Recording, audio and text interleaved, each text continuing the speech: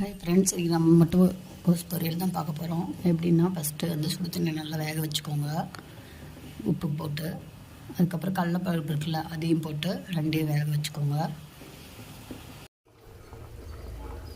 நம்ம வந்து முட்டைக்கோஸ் பொரியல் தாளிக்க போகிறோம். நல்லா வெந்துருச்சு, வடிகட்டி வச்சுக்கோங்க முட்டைக்கோஸு. இப்போ வந்து எண்ணெய் ஊற்றிக்கோங்க.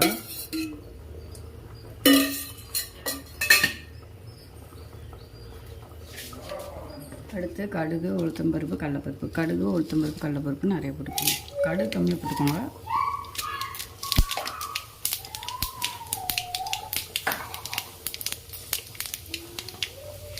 அடுத்து கருவேப்பிலை, வரமிளகா.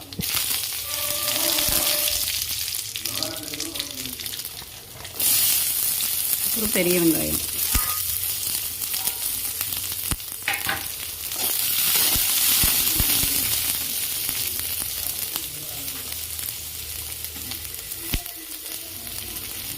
அடுத்து நம்ம வடிகட்டி வச்சுருக்க கடலைப்பருப்பும் முட்டைக்கோஸ்.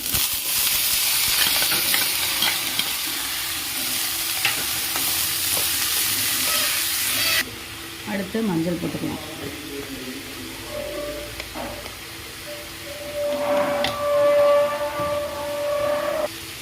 நல்லா கிண்டி விட்டுக்கோங்க.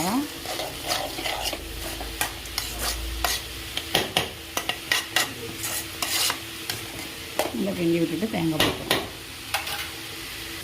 அடுத்து தேங்காய் போட்டுக்கலாம்.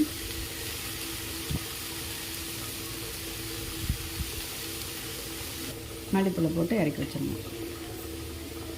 அவ்வளோதான். உப்பு கரெக்டாக இருக்கான்னு பார்த்துக்கோங்க.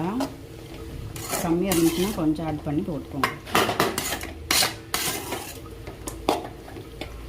நம்மளுக்கு முட்டைக்கோஸ் பொரியல் ரெடி.